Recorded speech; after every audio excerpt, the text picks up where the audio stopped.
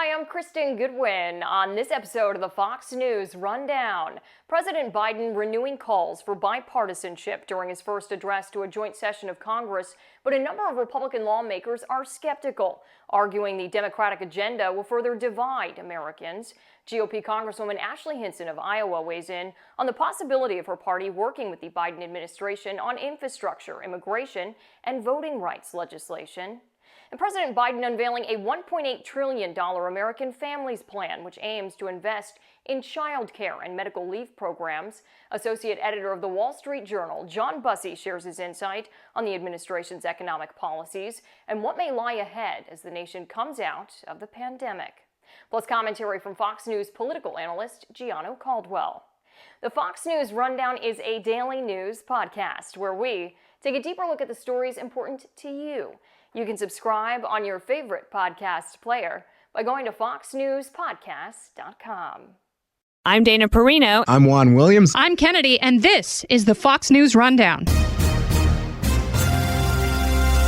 Friday, April 30th, 2021. I'm Chris Foster. President Biden's American Families Plan includes money for things like free pre-K and community college. Iowa House Republican Ashley Hinson says, though, nothing's ever free. My 8-year-old was in the car with me just a few weeks ago listening to one of those radio advertisements where they're like, free this, free that. He turned to me, he's 8, and he says, Mom, nothing's free, right? So I think it's not lost on people that somebody is caught footing that bill, and it's going to be the taxpayers of this country. I'm Lisa Brady. America appears to be on a reopening roll. So is the country ready to buy what the president is selling? It's not too hard of a sell to the broader American people when they aren't generally affected by those tax increases. You know, you talk about taxing the wealthy, and that seems to go over pretty well with people. And I'm Gianno Caldwell. I've got the final word on the Fox News Rundown. President Biden followed up his speech to Congress Wednesday night with a rally in Georgia, trying to keep the momentum going for his legislative agenda. House Speaker Nancy Pelosi says Americans should get behind it. The bold investments of the American Jobs Plan, the American Family Plan, invest in the foundations of our strength. Families, workers, and the middle class. The Jobs Plan is the largest plan since World War II. And the Families Plan will make historic differences for families. Senate Republican leader Mitch McConnell calls the president's plans a blueprint for giving Washington even more money and even more power to micromanage American families and build the country's liberal elites want instead of the future Americans want. Iowa House Republican Ashley Hinson agrees.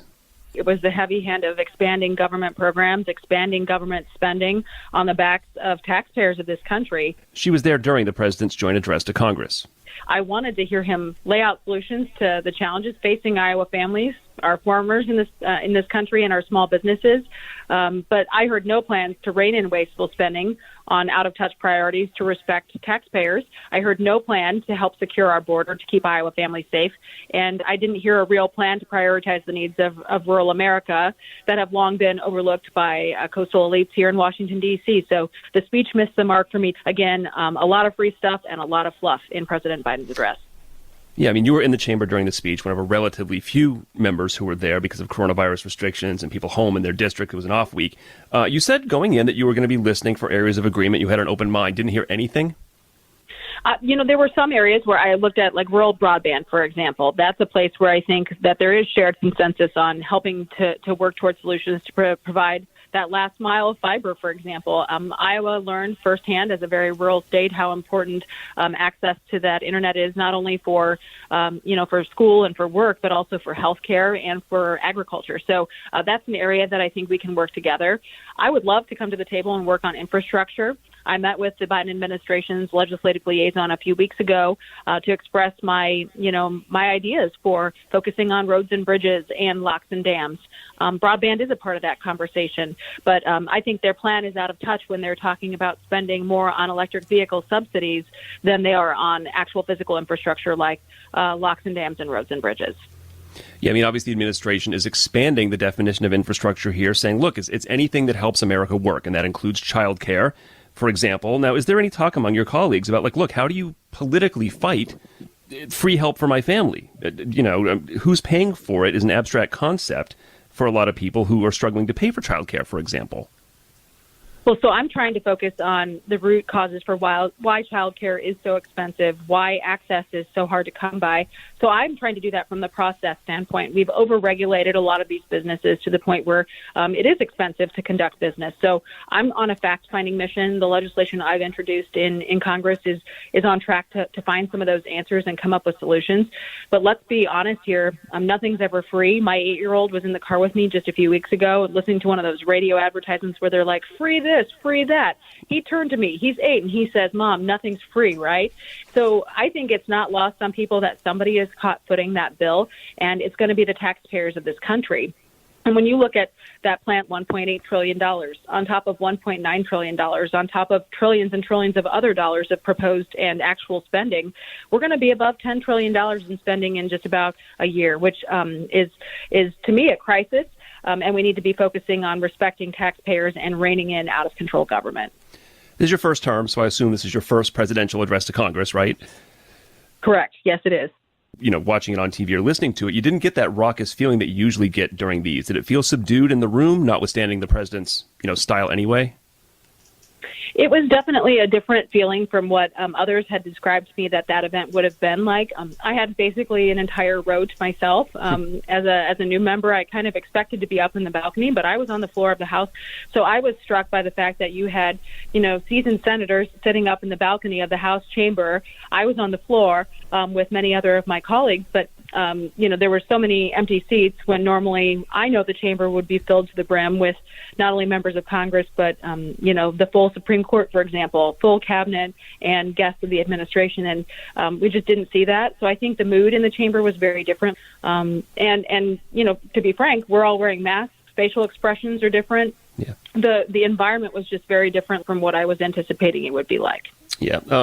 Your team set up a website called gradebiden.com to get reaction to the speech and, of course, get some contact information for fundraising. I noticed the F grade was very helpfully, the default filled in already. Have you checked what the final grade on the site was? Well, we've had a majority of F grades, and I don't think that's surprising, but we are encouraging people to go to gradebiden.com and give us their perspective. I think it's important to hear where our constituents agree with the president and also where they think we need to be holding the administration accountable. Sharing stories is the number one reason why I ran for this job. I think it's really important that we're telling Iowan stories at the table. And so that's what my intent is with that website. We want the real world feedback so that we can hold the administration accountable and come to the table with some other ideas as well. I wonder if there's room for compromise on immigration. I know you took a trip to the border not too long back. Are talks progressing there at all? Well, unfortunately, I think the first step needs to be actually addressing the crisis at our border before we have that conversation about immigration reform. I want to come to the table on visa reform. I actually had my staff pull a list for me of all of the different visa programs that we have for guest workers, for example, and for immigrants to this country. I think there's a lot of room there for improvement in terms of how we execute that process. But unfortunately, right now, we've just got an open border situation going on, and that's directly due to President Biden's policies. He reversed the Remain in Mexico policy, Title 42. So he's, in essence, opened our border, putting our safety and security at risk, not only in this country, but every state, a border state right now. And I think that needs to be solved first. We have a humanitarian issue and a safety and security issue at the border. Do you have enough workers for this summer in your state? But it's funny that you bring that up. I had 2 Zooms already with constituents in my district, and the number one issue I keep hearing about is that they can't get people to come to work. The federal government is paying people to stay home right now, and so in essence, the private sector is having to compete with the public sector for work. That's not how we get our economy back up and roaring. That's not how we get life back to normal in this country, and unfortunately, that's what we're seeing. Every business seems to have a help wanted sign. Another thing that they brought up to me specifically on these meetings just today was, they heard the president's message on a $15 minimum wage. That would just kill small businesses in Iowa. So you combine that with potential tax increases, and it's a 1-2 punch that most businesses would not be able to bear. Well, I've had this conversation before with some of your colleagues about a federal minimum wage, $15. Probably just fine, maybe even a little low in some parts of the country, but where you are, it might be untenable for some small business owners. How about the idea of a sliding scale like they do with the federal workers' pay? And I think that's absolutely something we should be looking at, because it does not cost as much to live in a state like Iowa as it does to live in California or New York, for example. So that's where I think one-size-fits-all policies from the federal government are not the right idea. Again, that's the message I heard from the president, that he believes more government is the answer. I think being flexible and coming up with some of these solutions that respect states, respect that things are different across the country, are truly important and actually the responsible way to govern. And so I look forward to coming to the table on those discussions. But like I said, a $15 minimum wage is not the answer for Iowa. A new Fox poll shows 22% of Americans, more Republicans than Democrats, have no plans to be vaccinated for coronavirus. Iowa has a fairly high vaccination rate, but it's still top 10 in terms of infections. We're hearing that more and more people are choosing to be vaccinated. I know in Iowa we actually had several of our counties actually have to say we don't need any more vaccine because we've got plenty of supply for the demand that we have right now. So I think we've had quite a surge in people who have been vaccinated, but I'm encouraging anyone who hasn't to do so. I think it's the way we get back to normal if people feel comfortable doing so. I don't want a mandate for a vaccine, but I myself got my first dose about 2 weeks ago, and I get my next dose next Tuesday. I'm excited to get life back to normal, and I see the vaccine as something important to doing that. I do want to point out as well, though, as I listened to that speech and talking about the increased number of Americans who are being vaccinated, I do think that's important, and I think that's something to celebrate. But I didn't hear President Biden give President Trump and the administration before any credit for what happened. And that actually really bothered me, because Operation Warp Speed, we wouldn't be where we are today without that. And we wouldn't have as many people vaccinated as we do without that. So I thought that was a little bit misleading to the American public. On a personal note, you might want to chug a ton of water the day before and the day of you get that second shot. I've found it's helped out. And Congresswoman, it struck me when I found out you were coming on, finally, that as common a name as Ashley was when you and I were growing up, I couldn't think of any in Congress. So I looked it up. I found one other, and he was a guy, Ashley B. Wright. He was a Republican from Massachusetts. He died in office in 1897. So you are, in fact, the first ever female Ashley in Congress. So for what it's worth, congratulations. That's right. On that. Well, I feel honored to be the first Ashley Hinson woman in Congress. But I think what's interesting is, obviously Ashley was a common name in the early 80s for young women. But it was historically before a man's name. I think a famous character, obviously, in Gone with the Wind was named Ashley. So, and it was a man. So I think that what I would bring to the table is that, or my husband likes to say, there's only one Ashley Hinson for sure. And I think he's right on that. Congresswoman from Iowa, Republican Ashley Hinson. Congresswoman, thanks a lot for coming on the Rundown. Thanks so much for having me.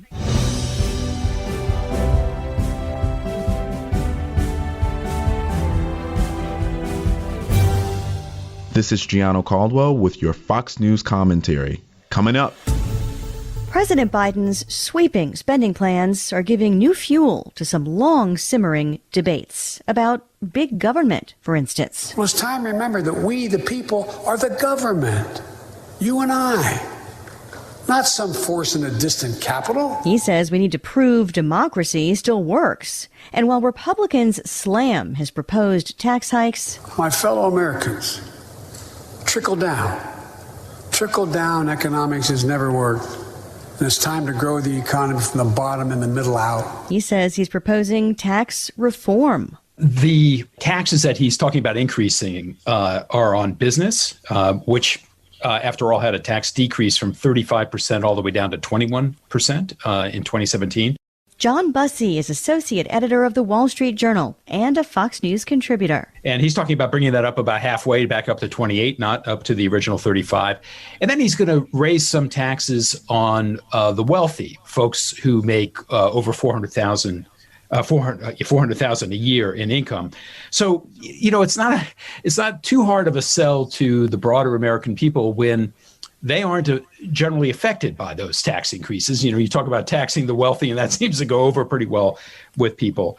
And what he's talking about spending the money on is really aimed at sort of lower income and middle income households. I mean, he's making this point that where's that money going to go? It's going to go into programs designed to help those individuals, including with kind of build out of infrastructure, not just roads and bridges, but infrastructure that he feels we should view as infrastructure, like caregiving programs for kids and for the elderly. Why would that be infrastructure? Well, if you do that, then you free up a large chunk of potential employees, a lot of them women, who are otherwise stuck at home giving care. And so it's a very raucous capitalist thing to do. You provide some alternative to that, and you present to the labor force a whole bunch more inputs, and that's good for business because they have that much more talent to call on. Couple of criticisms that we hear about these plans in general. One would be that it doesn't exactly add up, that you won't get enough revenue from the tax increases to pay for all of these trillions of dollars. And the other thing is that there's like a built-in argument in his proposals that the Trump tax cuts mainly helped the wealthy and added to the deficit. Is the jury still out on that, or is it only Republicans who think those tax cuts were good for the economy? Well, the tax cuts, particularly for business, we found that a lot of that did not go into business investment. Well, why is that? Well, in part, it may have been because corporate CEOs looked at the tax cuts. They were very generous, again, from 35% all the way down to 21%. And they thought to themselves, is this going to be permanent, or are we going to see a Democratic administration reverse some of this? Do I really want to invest this money in a project, a big plant that's going to take 40 years to amortize? Or do I instead want to just buy back my shares, boost the share price of the company that benefits investors, that benefits other stakeholders? It helps the CEO meet his own bonus targets. And we saw a lot of that. We saw a lot of investment in share buybacks. So the criticism about this actually having propelled the economy, there's no question that the economy picked up as a result of corporate taxes being lower. But we also ran enormous budget deficits, including a record budget deficit at the end of the last fiscal year in October 2020. Some of that was driven by necessary pandemic spending, but there were deficits nonetheless. What about the argument, or the concern at least, that the proposed tax increases could drive companies out of the U.S. to places where it's cheaper to operate? The president says his plans will create millions of good-paying jobs that can't be outsourced. Is that too good to be true, or will we never know unless it happens? Well, companies are very creative, as are individuals, whether they be wealthy or not wealthy, on finding ways to get around taxes. And we saw that happening, didn't we? That because taxes were higher in the United States than other places, companies were decamping from the United States and reorganizing themselves in places like Ireland, where the taxes would be lower. They're paying for, a service in the United States. They're paying for a bundle of services, everything from the rule of law to national security, to good roads, to judges that decide arbitration cases affecting their companies. And so they're going to want to be here. They're going to want to be in the U.S. economy. And raising taxes back up to 28 is still 7 points below where they were. They were at 35. They would be at 28. That's still pretty attractive to companies. So that could very well happen. You might see some more of that. But there's also forces, both public relations and financial forces, that would be working to keep those companies in the United States. There was so much growth for the economy in the first quarter. We now know over 6% growth. Is that making the case on some level that the economy would be bouncing back no matter what we did as we emerge from the pandemic? I mean, how much stimulus is or was really needed? There's several forces that are coming to bear on why that number is so high. And mind you, the Fed believes that, and other economists in general, believe that number might actually pick up further in the second quarter and then kind of stay stable through the second half of the year for a really robust showing for the year. The forces are not just direct stimulus. They are pent-up demand. You had an economy that was kind of, in one way or another, partially shut down for most of 2020. People weren't buying things. They were at home. That pent-up demand, the consumer is 2/3 of the economy. That pent-up demand is now playing out a little bit more as some states open up, at least partially, people get vaccinated, they feel a little bit more confident leaving their homes, engaging in business outside of the house. And then you have the not just the direct stimulus that in the 1.9 billion program that was approved earlier this year for the coronavirus. You have the expectation that you're going to have 2.3 or something, maybe even less than that, probably at the end of the day, on infrastructure spending, and this latest spending that the Biden administration is proposing. Some of that is already the expectations for those steroid shots to the economy are already playing into these numbers, and so yes, there's a little bit of artificial support for the economy, including low interest rates that the Fed has sustained. And then there's some organic parts of it, which is the consumer coming back. Could we be heading for a potential stumbling block once the eviction moratoriums are lifted, and foreclosure moratoriums too, for that matter? I mean, especially if millions of people are still out of work, maybe in need of some kind of transition as they face the full freight of bills again, but without enough income to cover it. You'll see some pressure, I think, to extend those, to play it safe, to help those people who are in that group that might still not have a job. And there's a lot of people that still don't have a job. But mind you, the unemployment rate has dropped from 14.8% April 2020 to about 6% now. So people are finding jobs. What's kind of mitigating against maybe extending it, we'll have to see what happens, is that rents are beginning to increase again. The housing market in general, the purchase housing market is on a tear. We haven't seen this kind of activity since 2006. Again, a lot of pent-up demand. So there may not have to be an extension.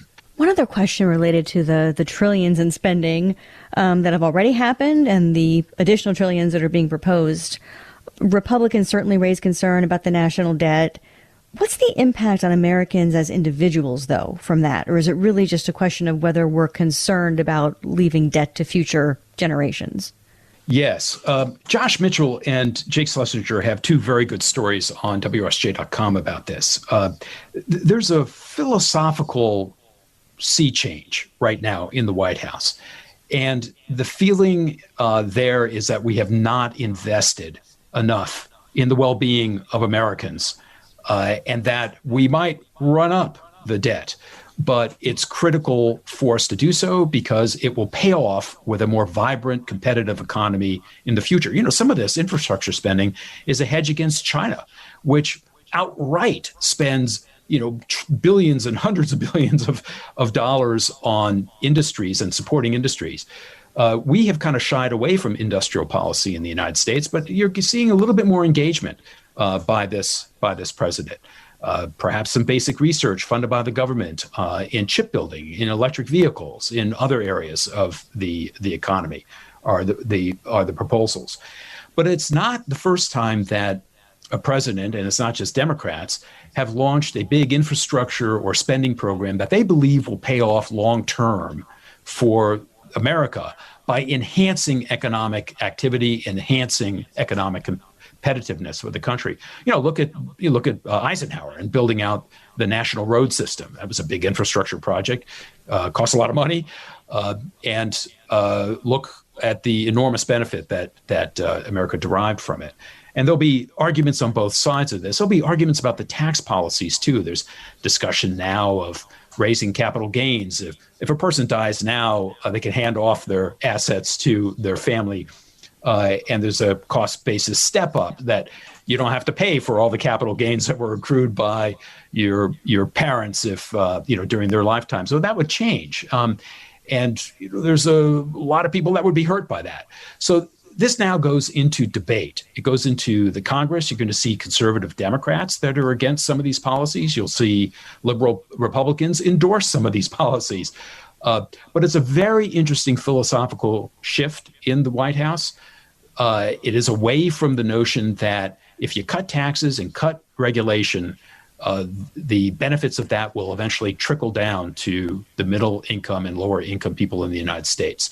Biden is calling foul on that principle and saying it hasn't. and we need to do something about it.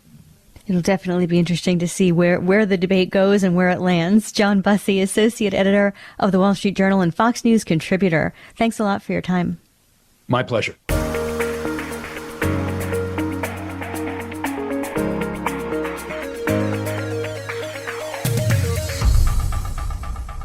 From the Fox News Podcasts Network. I'm Ben Domenech, publisher of The Federalist, and I'm inviting you to join a new conversation with the smartest thinkers out there about the country and where we're going. Subscribe to the Ben Domenech Podcast. Subscribe and listen now by going to foxnewspodcasts.com. And now, some good news with Tonya J. Powers.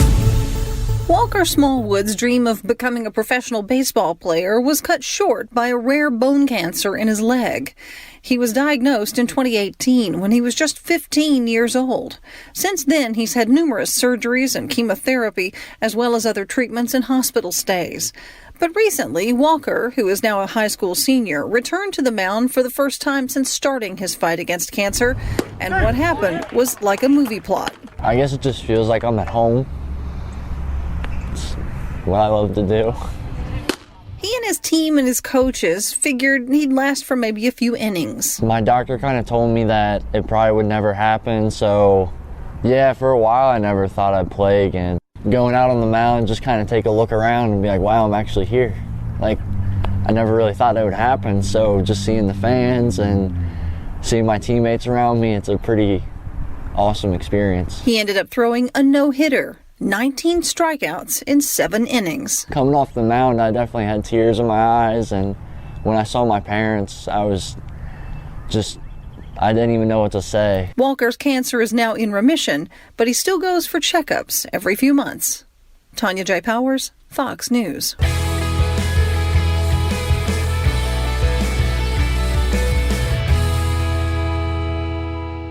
It's time for your Fox News commentary.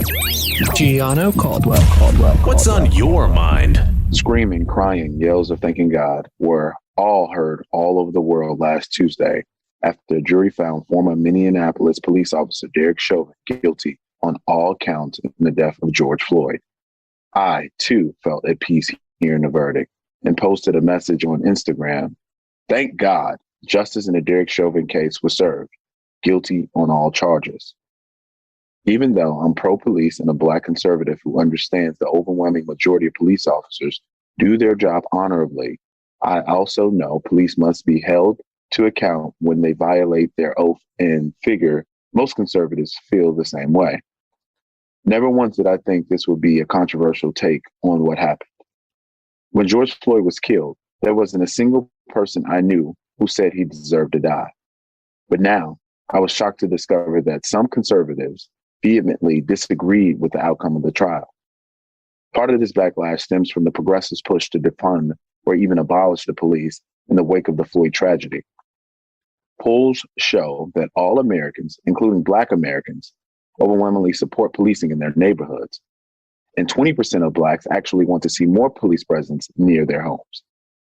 The left's baseless claims that all cops are racist also obstruct any nuanced discussion on the issue. Rather than encouraging real and necessary police reform, it has led to resistance to any reform at all. And reform does need to happen. The fear that some African Americans feel during police interactions is real. Even as a staunch pro-police conservative, I also feel nervous, even anxious when being stopped by the police. This shouldn't be the case for any law-abiding citizen. For years, the National Organization of Black Law Enforcement Executives have been trying to change that by advocating for race sensitivity training, the increased recruitment of African American officers, and national use of force guidelines. This is the kind of reform we need. Senator Tim Scott, the only Black Republican in the Senate, made it clear that he, too, supports Chauvin's guilty verdict as well as meaningful change.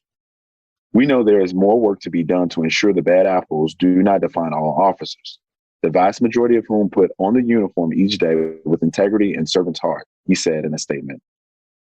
We must all come together to help repair the tenuous relationship between law enforcement and Black and minority Americans. Senator Scott is again working on police reform after Democrats shut down such efforts last year in order to inflame racial divisions so that they could win political races. I hope and pray that Democrats don't once again obstruct the senator's important push for police reform. This shouldn't be a partisan issue. Indeed, to make a real difference, both parties must put aside politics and come to the table. And Democrats need to stop assuming absurdly and erroneously that all law enforcement is racist. Until we can have an honest dialogue with each other, the system will remain broken. That's not a country any of us should want. This is Gianno Caldwell, Fox News political analyst and host of the podcast Out Loud with Gianno Caldwell. You've been listening to the Fox News Rundown. Stay up to date by subscribing to this podcast at foxnewspodcasts.com. And for up-to-the-minute news, go to foxnews.com. Fox Nation presents podcasts Women of the Bible Speak. I'm Shannon Bream, host of Fox News at Night and author of the new book, Women of the Bible Speak, the wisdom of 16 women and their lessons for today. Subscribe now on Apple Podcasts, Spotify, foxnewspodcast.com, or wherever you download your podcasts. Love Fox News? Click the subscribe button to get more of the news and opinion you trust. And click the Fox News Rundown playlist for the latest episodes.